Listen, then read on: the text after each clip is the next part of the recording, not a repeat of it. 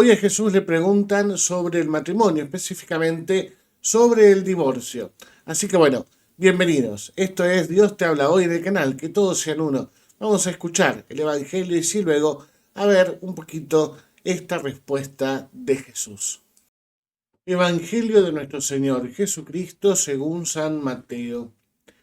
Se acercaron a Jesús algunos fariseos y para ponerlo a prueba le dijeron: ¿es lícito al hombre divorciarse de su mujer por cualquier motivo? Él respondió: ¿no han leído ustedes que el Creador desde el principio los hizo varón y mujer y que dijo: por eso el hombre dejará a su padre y a su madre para unirse a su mujer, y los dos no serán sino una sola carne? De manera que ya no son dos, sino una sola carne. Que el hombre no separe lo que Dios ha unido. Le replicaron: entonces, ¿por qué Moisés prescribió entregar una declaración de divorcio cuando uno se separa? Él les dijo: Moisés les permitió divorciarse de su mujer debido a la dureza del corazón de ustedes, pero al principio no era así. Por lo tanto, yo les digo, el que se divorcia de su mujer, a no ser en caso de unión ilegal y se casa con otra, comete adulterio. Sus discípulos le dijeron: si esta es la situación del hombre con respecto a su mujer, no conviene casarse.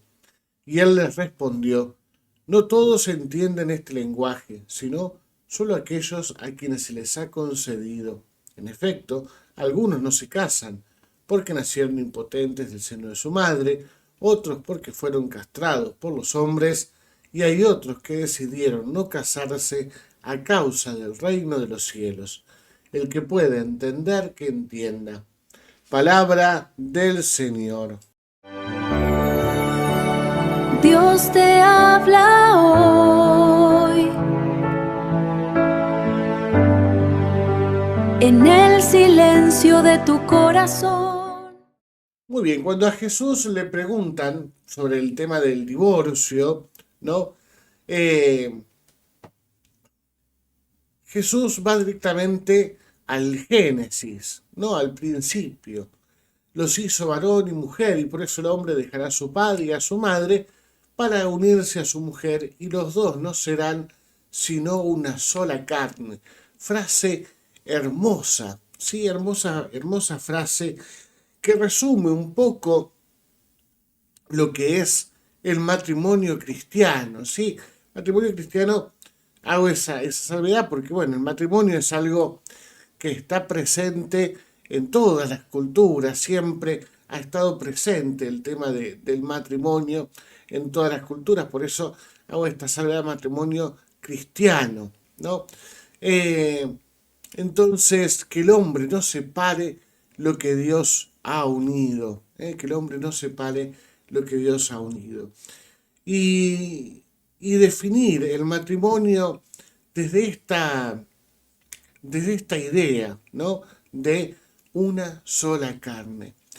Hermoso es el sacramento del matrimonio, es el único sacramento donde el ministro que realiza el sacramento no es el sacerdote, sino que son los propios contrayentes, los novios, son los que son los ministros de este sacramento en lo que se llama el consentimiento matrimonial, el del famoso si quiero, ¿sí? Que se dicen los novios, esa que no es una pregunta o una declaración formal, sino que es una fórmula que donde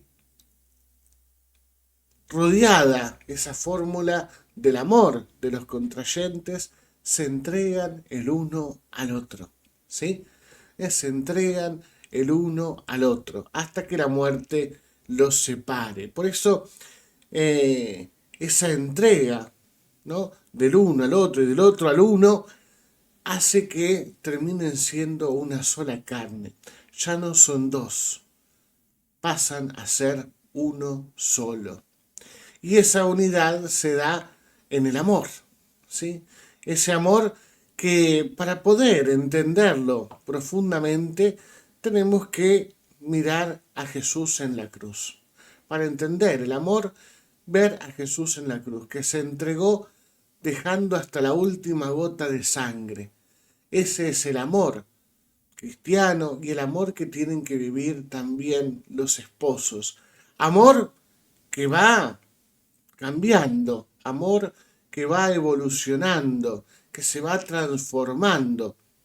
Por eso hay veces que está esta frase, que a veces es entendible, pero la traigo a colación y dice, bueno, ya no siento lo mismo que sentía cuando éramos novios, lo mismo que sentía al principio, y que está bien a veces no sentir lo mismo.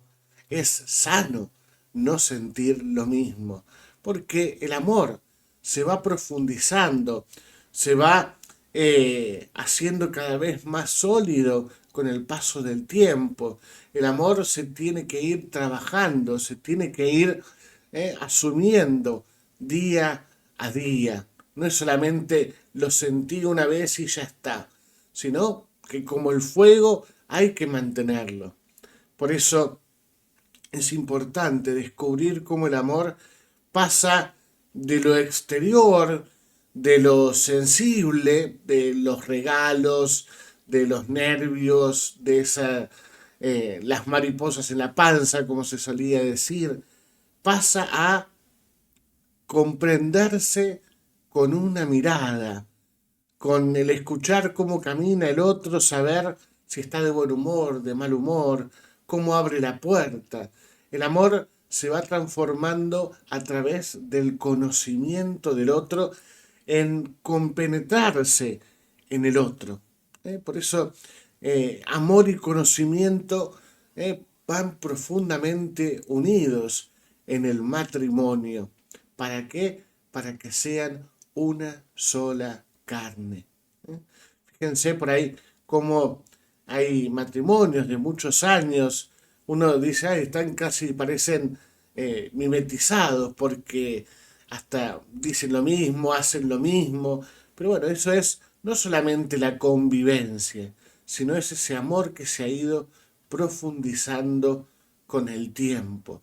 Amor que en el momento del casamiento llega a un punto máximo, que llega a un punto culmen, pero, perdón, me corrijo, no al punto máximo, un momento culmen, pero no al máximo, sino es un momento especial, un punto importante en esta historia del amor, pero que tiene que seguir cuidándose, que tiene que seguir creciendo, profundizándose, trabajándose. Y déjenme decir esto también, ¿no? Que ese matrimonio, ¿no? Lo que tiene que hacer también, y de ahí la palabra, ¿no? Cónyuge, los dos llevando el mismo yugo, pero no como algo pesado, sino los dos tirando, por decirlo de alguna manera, de ese mismo yugo. Y hay veces que uno puede estar más débil y el otro hace un poquito más de esfuerzo, viceversa, y así seguir caminando en esta vocación específica que el Señor nos llama. No todos estamos llamados para el matrimonio, ¿sí? No todos estamos llamados a vivir una vida matrimonial, una vida compartida con otro. Por eso es una vocación, es un llamado, ¿sí? Y por eso dice Jesús al final, ¿no? Algunos no se casan, ¿eh? Pero y hay otros que deciden no casarse a causa del reino de los cielos. Ahí está hablando un poco por ahí de la vocación sacerdotal, religiosa, ¿sí? Pero hay algunos que viven su vida plenamente felices, sin casarse, sin estar en una relación de familia. Y, y no por eso son menos, ¿sí? En la vida no tenemos que pensar es, bueno, me caso o me hago religioso, ¿sí? Hay veces que está esta tercera opción, donde ni una ni la otra y uno vive plenamente, ¿sí? No es, a veces que se decía antes, ¿no? No, la tía o el tío solterón o solterona, pero tenemos que pensar esto, ¿no? Hay veces que no está. esa vocación. Y no hay que sentir esa presión de, uy, me tengo que casar, van pasando los años y no me casé. Vivirlo también con esa naturalidad. No todos estamos llamados para eso. Y déjenme decir algo más, ¿no? En esto de ser una sola carne, ser una sola carne. No son dos vidas que ahora caminan juntas, ¿sí? En paralelo. Y bueno, ahora por ahora vamos y de última después no vamos más, sino que son dos vidas que se juntan y se transforman en una sola, ¿sí? No es algo que va junto, sino que se unen. Por eso la importancia también de vivirlo y pensarlo de esa manera. No son que por circunstancias nos toca vivir juntos, sino que hay una decisión de ser una sola carne. Y por último, y ya con esto termino, eh, no olvidarnos que Dios en el sacramento del matrimonio da su bendición y su compromiso de acompañar, su compromiso de estar ahí presente. Así que todos los matrimonios, acuérdense, una vida de oración también, en los momentos buenos y sobre todo en los momentos malos. Pedirle al Señor que aparezca con su gracia, con su amor, para sostener este matrimonio que Él ha unido. Y que la bendición de Dios Todopoderoso, del Padre, del Hijo y del Espíritu Santo descienda sobre ustedes y permanezca para siempre. Que todos sean uno para que el mundo crea. Que todos sean uno en su amor.